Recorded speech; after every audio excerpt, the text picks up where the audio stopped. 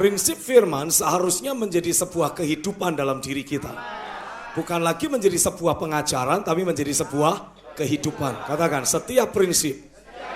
Yang keras sama-sama, setiap prinsip firman yang kita terima tidak boleh hanya sekedar menjadi sebuah pengajaran. Setiap prinsip firman harus kita praktekkan, terbangun menjadi kehidupan sehari-hari kita. Setuju, amin? Karena kalau saudara hanya sekedar berkata, oh saya terima pengajaran ini, saya terima pengajaran itu, akan selalu ada pengajaran yang lain. Cuma 3 orang. Dan saudara akan seperti mudah terombang-ambing oleh berbagai jenis angin pengajaran. Tapi ketika saudara membangun kehidupanmu di dalam Tuhan, saudara tahu goal akhirmu. Nah, cuma 3 orang.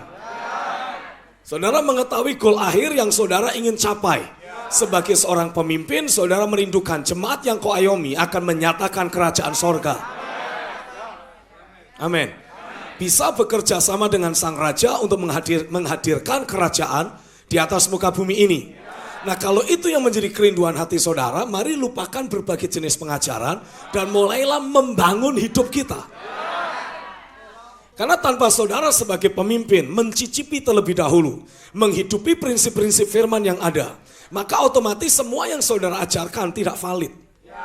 Karena ini cuma dari kata orang. Saudara harus pastikan apapun yang akan saudara ajarkan sudah engkau hidupi.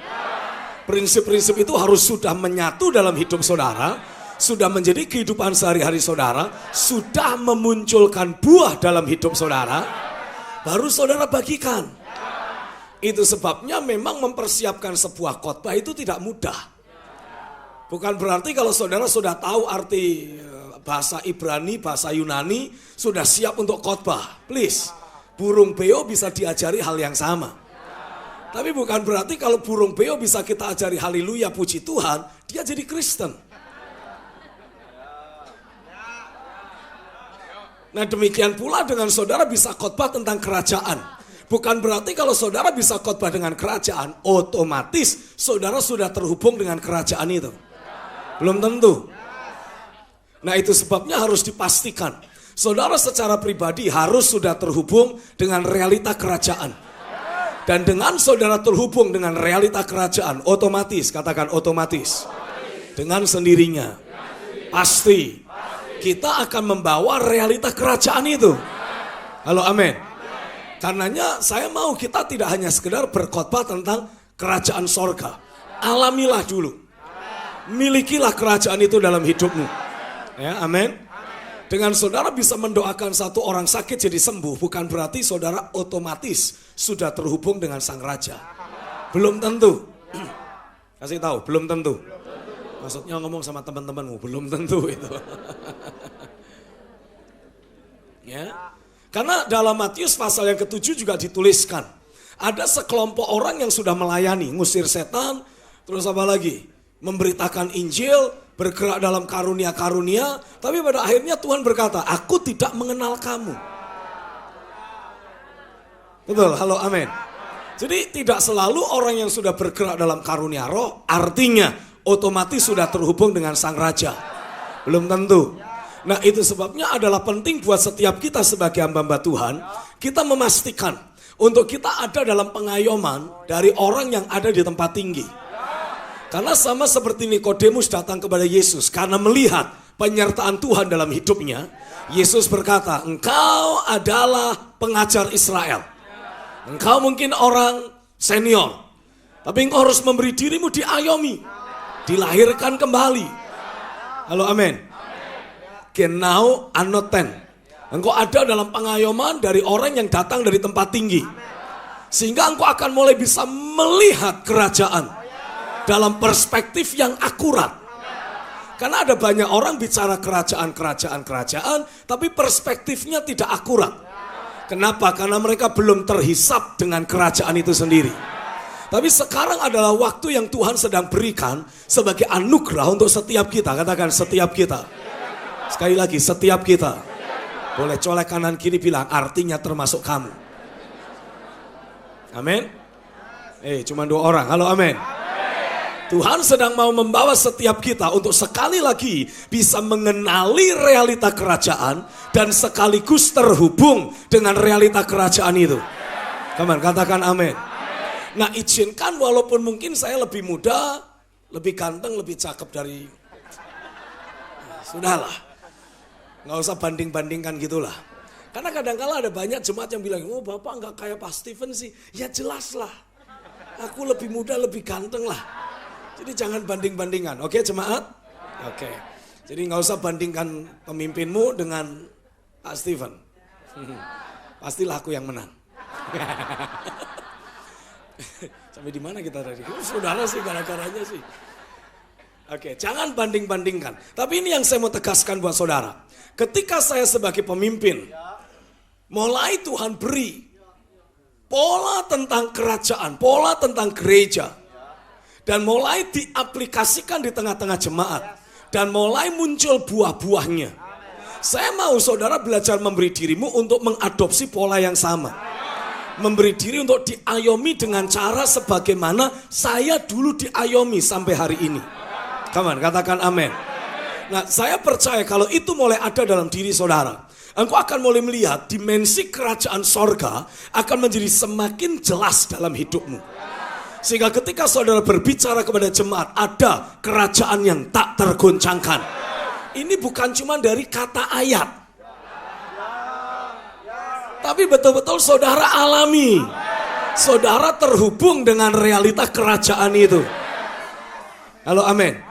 Karenanya ketika saya mulai berbicara, saya mulai membagi kepada saudara, ayo ini saatnya untuk kita belajar melatih jemaat hidup dalam ketergantungan penuh terhadap Tuhan.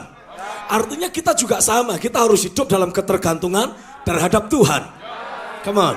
Nah, seperti apa wujud hidup bergantung kepada Tuhan dikaitkan dengan kehidupan dalam kerajaan. Penting toh?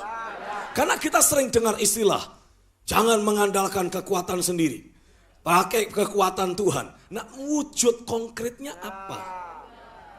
Kan gitu. Nah, selama beberapa waktu terakhir Tuhan banyak berbicara kepada saya bahwa inilah saatnya orang-orang benar akan dibawa hidup berbeda dengan orang-orang fasik. Nubuatan kitab Maleakhi 3 akan sungguh-sungguh tergenapi. Saya ajak untuk saudara melihat kitab Maleakhi pasal yang ketiga.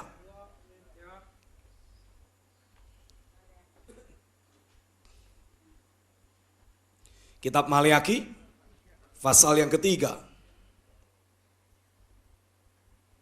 Maleakhi 3, saya mengajak kita baca ayat yang ke-17 dan ayat yang ke-18. Maleakhi 3, 17, 18.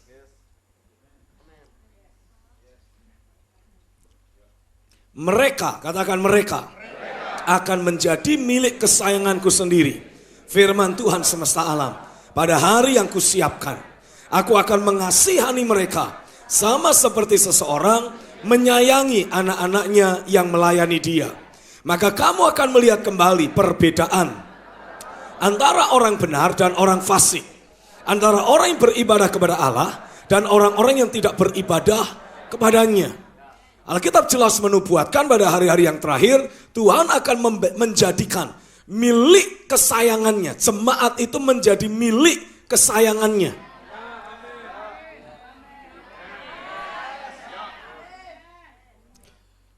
Saya tahu seringkali sulit buat kita untuk sungguh-sungguh mengamini hal tersebut karena kita selalu mendapati antara jemaat, orang fasik sama kita kurang lebihnya sama. Malah kadang-kala kita melihat orang fasik lebih beruntung. Mereka nipu, mereka melakukan kecurangan dengan tenang hati, dengan santai. Mereka sabet harta orang lain, mereka tipu banyak orang lain dan hidup kaya, hidup foya-foya, hidup senang-senang. Sepertinya jauh dari penyakit, jauh dari kesialan. Nah, kita nipu dikit udah langsung ketahuan. Sepertinya tidak adil sekali. Tidak nipu menderita, nipu dikit langsung ketahuan. Nah, itu mereka nipunya udah gede tetap aja senang-senang. Sepertinya tidak adil. Tapi Tuhan ingin menegaskan buat setiap kita, perjalanan hidup orang benar adalah seperti cahaya fajar yang akan terus bertambah terang sampai rembang tengah hari. Come on, katakan amin. Jadi dalam hidup kita sebagai pemimpin dibutuhkan sebuah keyakinan penuh.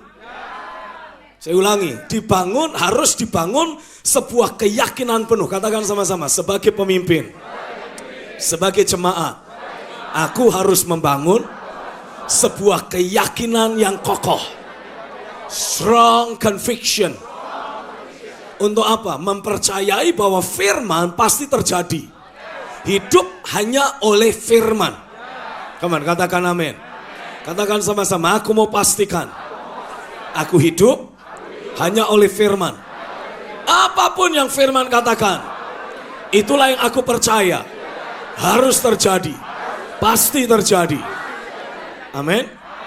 Karena ketika kita ada menjalani perjalanan hidup kita sebagai orang percaya, saudara akan selalu mendapati dari waktu ke waktu iblis akan berupaya, sistem dunia akan berupaya sedemikian rupa untuk kita selalu mengandalkan kekuatan sendiri dan hidup berdasarkan fakta.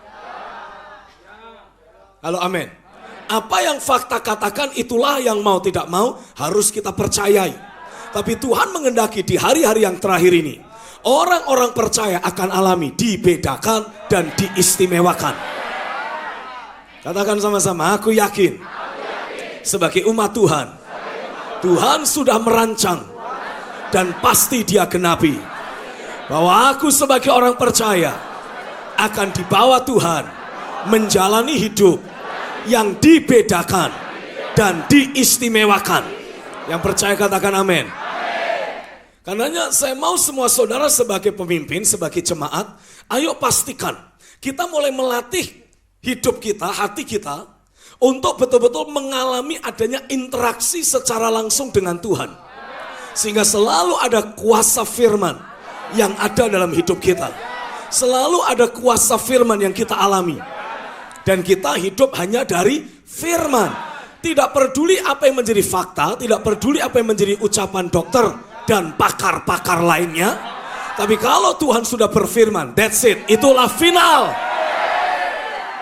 Itulah yang kita akan pegang, kita yakini, dan pasti harus terjadi. Yang setuju katakan amin. Tapi membangun sikap hati yang sepenuhnya percaya hanya pada firman, tidaklah semudah mengucapkannya. Halo, amin. Dibutuhkan latihan yang terus berkelanjutan. Dibutuhkan latihan membangun manusia roh yang berkelanjutan. Kenapa membangun manusia roh menjadi sangat penting? Karena saya mendapati inilah fondasi kita yang harus kita pakai untuk terus membangun pertumbuhan rohani kita di dalam firman dan rohnya. Cuma 2 orang. Jadi saya sekali lagi ingin menegaskan, latih hidupmu, latih jemaatmu untuk selalu mempraktekkan pelajaran membangun manusia roh. Doa kuat, doa agresif, doa meluap-luap. Sampai kita merasakan ada impresi pekerjaan Roh Kudus dalam batin kita. Mulai pakai bahasa Indonesia, bikin deklarasi, bikin nubuatan. Halo? Perkatakan apa yang kau alami dalam batinmu. Ucapkan apa yang kau yakini dalam dirimu. Kalau itu terus dilakukan, saudara sedang melatih diri saudara untuk terbiasa berinteraksi dengan dimensi firman. Halo, amin. Manusia hidup bukan dari roti saja, tapi dari setiap firman yang keluar dari mulut Allah. Nah, firman yang keluar dari mulut Allah sekarang Dia taruh di mulutmu. Tuhan mau firman yang keluar dari mulutnya, yang dibawa oleh Roh Kudus, ditaruh dalam hati kita. Come on. Itulah yang mulai kita perkatakan. Kita mulai melatih diri kita untuk terbiasa berinteraksi dengan kuasa firman. Halo, amin. Dari situlah kemudian Tuhan mulai buka pengertian-pengertian lebih lanjut tentang ciptaan baru. Nah, tadi yang rekaman-rekaman yang tadi saudara lihat, itu hanya cuplikan-cuplikan tentang prinsip hidup sebagai ciptaan baru. Ya. Selama sekian waktu lamanya, kita sebagai pemimpin, sebagai jemaat, seringkali hanya, ya oke lah, ciptaan baru. Saya sudah terima Yesus, dan sekarang saya menjadi ciptaan baru. But you not really know what is new creation about. Saudara tidak sungguh-sungguh tahu apa artinya jadi ciptaan baru. Ini adalah sebuah dimensi yang sangat berbeda dengan kehidupan sehari-hari kita biasa. Saudara terbiasa hidup sebagai manusia, tapi engkau belum terbiasa hidup sebagai ciptaan baru. Karena sebagai manusia biasa, saudara memiliki nenek moyang siapa? Adam. Tapi sebagai ciptaan baru, nenek moyangmu bukan Adam. Nenek moyangmu adalah Kristus. Nah, satu prinsip sederhana ini saja seringkali bisa menjadi masalah yang cukup besar. Dan ini akan memiliki sebuah titik terobosan yang luar biasa kalau saudara pahami secara mendalam. Come on. Orang seringkali berkata, bahkan kita hamba-hamba Tuhan seringkali berkata, ya namanya masih manusia dicubit masih rasa sakit. Sering dengar itu? Wajar dong kalau kita begini begitu. Wajar kalau kita punya masalah. Kita masih manusia. Saudara bukan lagi manusia. Engkau adalah ciptaan baru. Nah, itu sebabnya ketika saya pertama kali mau mengajarkan prinsip tentang ciptaan baru, saya ajak mereka bukan ke Yohanes 3. Tapi saya mengajak jemaat lihat dari Kejadian 1. Kejadian 1 ayat yang pertama. Pada mulanya Allah. In the beginning, God. Pada mulanya Allah. Jadi sebelum ada proses penciptaan, sebelum ada siklus kehidupan, sudah ada Dia. Bahkan Dialah yang menciptakan siklus kehidupan. Dialah yang memulai proses penciptaan seluruh umat manusia dan dunia ini. Come on, katakan amin. Perencanaan semua yang ada dalam kehidupan sehari-hari dimulai dari Dia, dikerjakan olehnya. Cuman. Jadi ketika saudara kemudian mendapati prinsip ciptaan baru, yang lama sudah berlalu, yang baru sudah datang. Saudara harus belajar memahami ini semua berlaku dan terjadi dari prinsip dan dari hukum yang dibuat diadakan oleh Dia yang pada mulanya sudah ada. Saudara boleh berkata, ini sangat tidak masuk akal. Kan masih manusia yang sama. Kok kamu bilang kita tidak lagi menjadi garis keturunan Adam? I don't care about what you think. Saya nggak peduli saudara mikir dan ngomong apa. Yang pasti, yang pada mulanya itu sudah berkata. Yang lama sudah, yang baru sudah. Artinya saudara tidak punya masa lalu. Sebagai ciptaan baru, saudara hanya punya masa depan. Nah, ini adalah filosofi hidup yang harus ditanamkan dalam hidup jemaat. Come on. Kalau saudara ingin membawa jemaat hidup dalam kerajaan.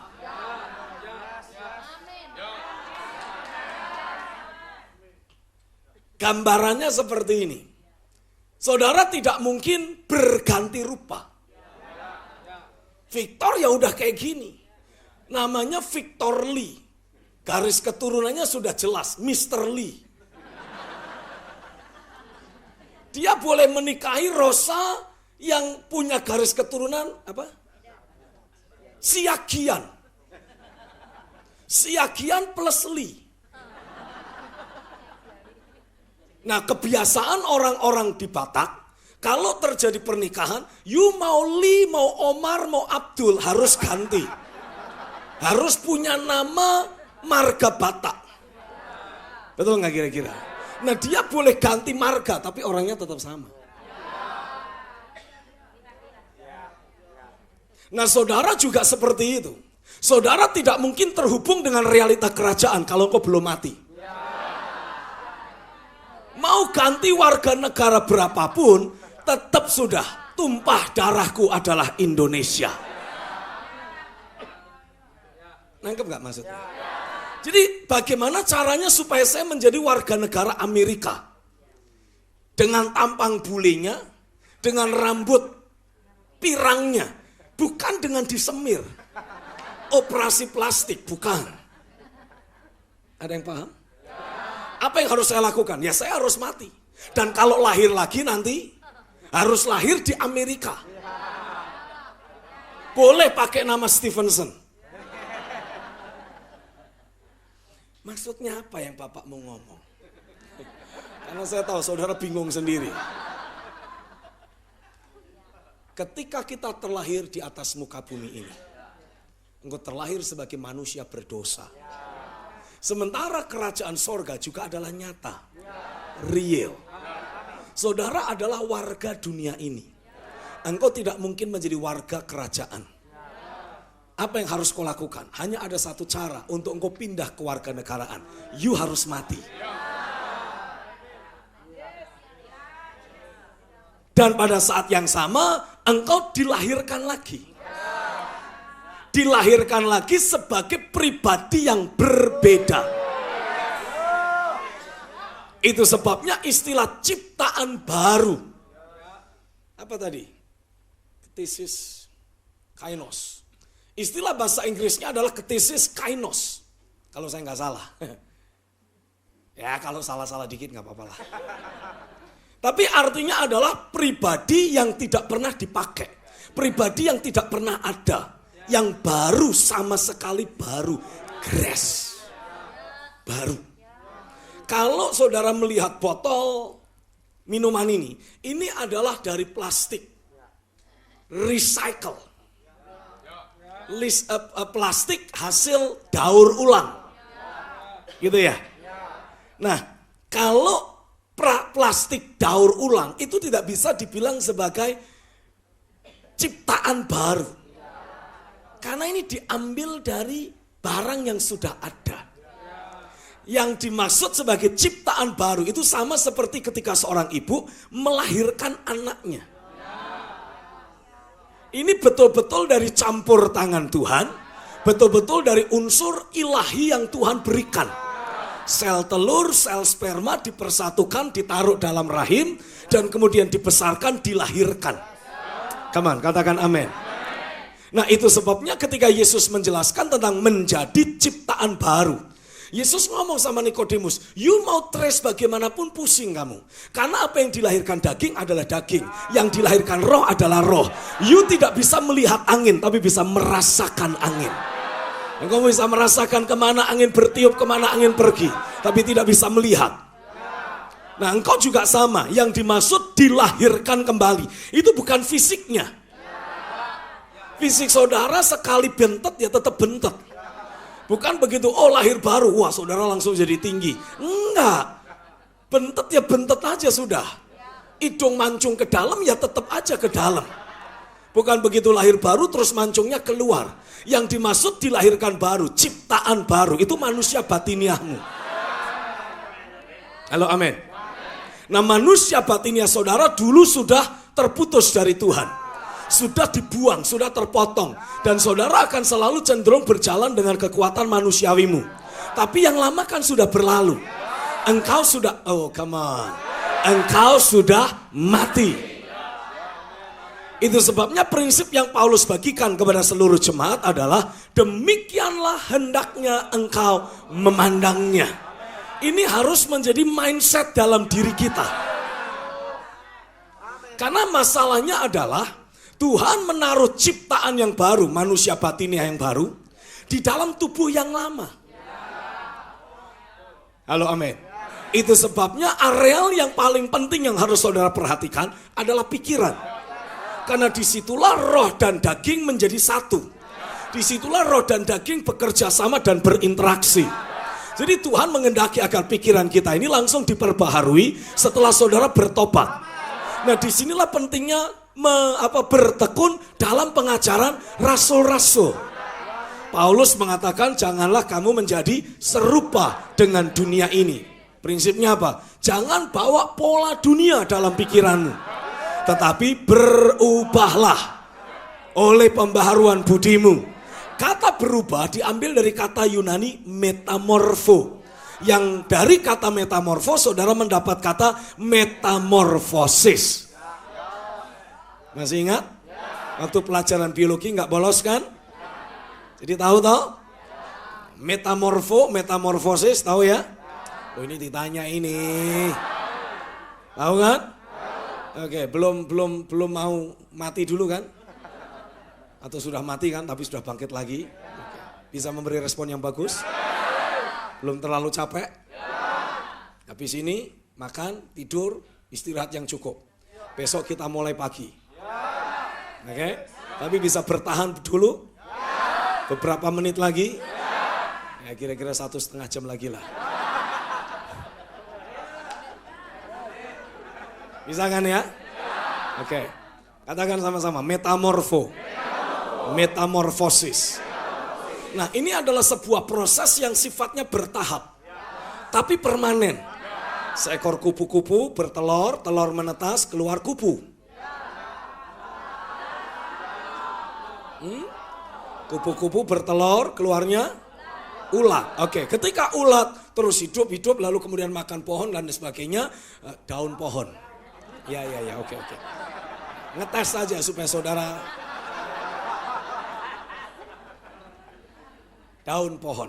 Setelah makan daun-daunan pohon, lalu dia kemudian berubah menjadi kupu. Oh, kepompong. Oke. Setelah kepompong beberapa saat lamanya di dalam kepompong, dia keluar jadi ulat. Oh, kupu. Oke. Artinya proses metamorfosis adalah sebuah proses yang bertahap. Tapi sekali proses itu melewati tahapan tertentu, dia nggak bisa balik mundur. Ini adalah proses yang bertahap tapi permanen. Oke? Nah, Tuhan menghendaki agar setiap kita sebagai ciptaan yang baru langsung berfokus untuk melakukan proses metamorfo tadi. Secara bertahap, satu persatu kita benahi pikiran kita. Kita benahi aspek-aspek hidup kita. Apa tujuannya? Kita hidup dalam keakuratan. Katakan sama-sama, Tuhan menghendaki kita hidup dalam keakuratan. Apa sih yang dimaksud hidup akurat? Itu nanti akan jadi materi tersendiri. Saya sedang menyusun satu materi yang saya kasih judul, apa itu? Panduan untuk membangun hidup yang akurat. Karena ini sebuah keharusan, penting. Ada banyak jemaat terus bermasalah, sudah jadi ciptaan baru. Harusnya sudah terhubung dengan realita kerajaan, alami realita Tuhan. Come on. Tapi yuk masih terus bermasalah, kondisi ekonominya morat-marit, keluarganya berantakan, masalah keluarganya tidak pernah selesai, kesehatannya juga tidak baik. Kenapa? Tidak akurat. Nah, apa yang dimaksud dengan kehidupan yang akurat? Saudara boleh tuliskan definisi yang saya punya. Inilah kehidupan yang akurat. Hidup yang akurat adalah kehidupan sehari-hari yang harmoni dengan agenda. Kehidupan sehari-hari adalah kehidupan yang akurat adalah memiliki kehidupan sehari-hari yang harmoni dengan agenda dan kerja dari kerajaan sorga. Memiliki kehidupan sehari-hari yang harmoni dengan agenda kerja kerajaan sorga yang mengkondisikan hidup kita,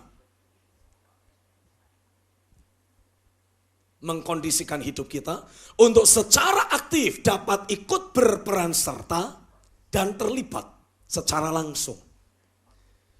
Memiliki kehidupan yang akurat artinya memiliki kehidupan sehari-hari yang harmoni dengan agenda kerja kerajaan sorga, yang mengkondisikan kita untuk secara langsung terlibat aktif, berperan serta, ikut menghadirkan realita kerajaan.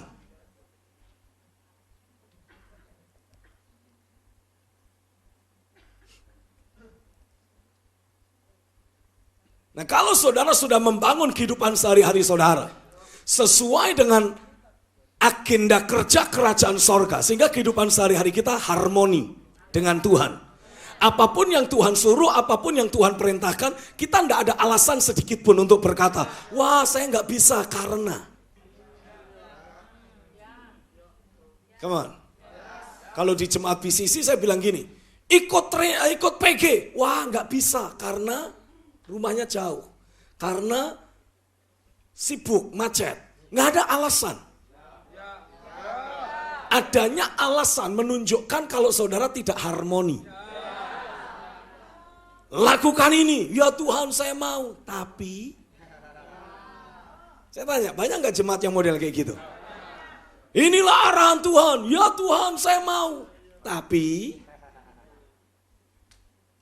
yang saudara terus kemukakan menunjukkan kalau adanya ketidakharmonisan antara hidupmu dengan agenda Tuhan. Kita tidak pernah available buat Tuhan. Apa yang Tuhan suruh selalu kita timbang untung rugi. Padahal seharusnya kalau kamu sudah mati bagi dosa dan kau hidup hanya bagi Allah, oh come on, apapun yang Tuhan suruh harusnya jalan. Karena engkau bukan lagi jadi hamba dosa, engkau menjadi hamba kebenaran. Nah prinsipnya sama, ketika kita jadi hamba dosa, apapun yang dosa ingin lakukan lewat kita harus kita lakukan. Prinsipnya seperti itu. Nah setelah saudara menjadi hamba kebenaran, apapun yang kebenaran perintahkan, saudara harus lakukan dong. Halo amin. Nah Alkitab memberikan penegasan, jangan khawatir akan hidupmu, jangan khawatir akan apa yang kau pakai, tetapi carilah dahulu kerajaan Allah dan, come on, bisa melanjutkan? Tetapi carilah dahulu kerajaan Allah dan kebenarannya, maka semuanya akan ditambahkan padamu. Carilah dahulu, artinya apa? Prioritaskan. Nah bagaimana jemaat bisa betul-betul hidup memprioritaskan kerajaan sorga? Kita selama ini kepengen semuanya ditambahkan kepada kita. Tapi seringkali tidak mau memprioritaskan kerajaan. Loh kenapa kok tidak mau prioritaskan kerajaan? Jangan-jangan karena pemimpinnya juga tidak menjadikan kerajaan sebagai prioritas. Oh ya enggak bisa Pak, saya kan pemimpin rohani, gembala, pendeta. Pasti prioritas saya kerajaan sorga. Masa? Yang benar. Mana lebih engkau prioritaskan? Simbol-simbol gereja, sinode, atau agenda Tuhan? Kenapa begitu disuruh, ayo tuh copot itu pelang di depan. Wow, saudara pertahankan mati-matian.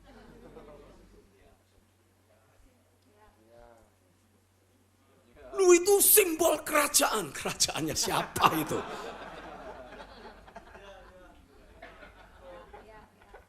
Ketika saudara mendapati di sinodemu keluar sebuah dekrit. Hati-hati ini. Keluar sebuah dekrit. Baptisan Roh Kudus. Itu tidak perlu dipaksakan. Harus diikuti oleh semua jemaat. Apa yang saudara akan lakukan? Ini ditanya ini. Ya sudahlah ikuti apa yang disampaikan oleh sinode. Begitu. Padahal itu adalah cara, sarana yang Tuhan beri. Untuk kita membangun manusia batiniah kita. Sama aja kalau saudara ikuti, sama aja engkau potong satu tanganmu. Nah karenanya saya mengajak untuk saudara belajar berpikir saat ini. Pastikan saudara mulai menelaah ulang. Apakah yang selama ini saudara anggap sebagai bagian dari kerajaan, betul-betul bagian dari kerajaannya? Atau jangan-jangan itu adalah kerajaan keakuan. Jangan-jangan itu adalah kerajaan manusia, denominasional. Kerajaan sinode. Jangan-jangan. Waduh. Bapak bicara yang lain aja deh, jangan yang itu-itu deh. Ini sensitif. Ya saya tahu justru karena sensitif, mari kita buka gitu loh. Jangan sampai iblis punya ruang untuk sembunyi di areal abu-abu itu. Karena izinkan saya bicara ini, perhatikan baik-baik. Alasan, kenapa seringkali ada banyak gereja-gereja tidak bisa mengalami terobosan secara maksimal. Disebabkan karena mereka tanpa sadar sedang dibelenggu oleh doktrin pengajaran dari sinodenya. Dan izinkan saya beritahu ini, sinode manapun, walaupun dulu pernah alami kegerakan, begitu mereka berhenti, saya sinode, itu artinya mereka berhenti bersama Tuhan. Oh, tapi dulu Tuhan pakai luar biasa. Dulu. Sekarang. Nah itu sebabnya izinkan saya mulai kikis. Kalau boleh sih pengennya potong sekarang. Tapi karena keberatan hati nurani, saya pakai istilah kikis dulu lah. Ya, kita punya waktu seminggu, tenang aja.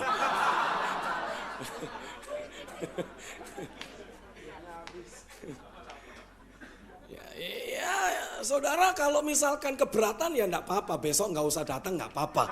Uang registrasi nggak balik.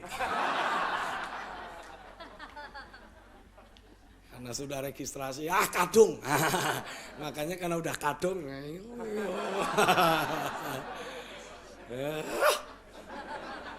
Ini yang saya mau tegaskan buat saudara. Saya tidak menentang sinode, saya tidak menentang denominasi.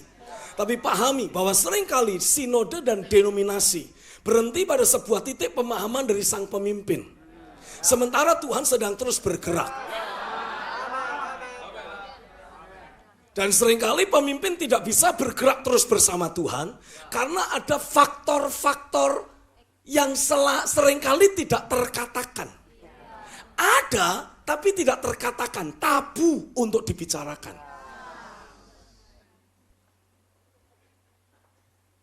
Nah, ayo kita pastikan kita terus jalan bersama Tuhan. Halo, amin. Ayo kita pastikan kalau memang kita menjadi ciptaan baru, harus mati dari yang lama, supaya kita terlahir, dibangkitkan bersama Kristus, tinggal di realita kerajaan. Ya ayo kita pastikan jalan terus sama-sama Tuhan. Setuju gak kira-kira? Seluruh denominasi, seluruh sinode yang pernah ada di atas muka bumi ini, dulu pernah menjadi pusat kegerakan. Percayalah. Kenapa ada G, A, B, C, D, E, F, G yang lain? Kenapa ada G yang, ya begitulah kira-kira lah. Gereja A, gereja B, gereja C, sinode A, sinode B. Karena dulu mereka pernah alami kegerakan. Percayalah, pernah alami kegerakan. Tapi ketika Tuhan keep moving, mereka membangun monumen. That's the problem. Mereka yang percaya baptisan Roh Kudus pasti percaya baptisan air. Tapi yang percaya baptisan air belum tentu percaya baptisan Roh Kudus. Mau setuju nggak kira-kira? Ayo. Ini saya ngajak saudara berpikir secara logika. Nah, yang pernah mengalami baptisan air pasti percaya tentang kelahiran baru dong. Ya toh? Nah, alasan kenapa mereka hanya berhenti sampai pada titik baptisan air.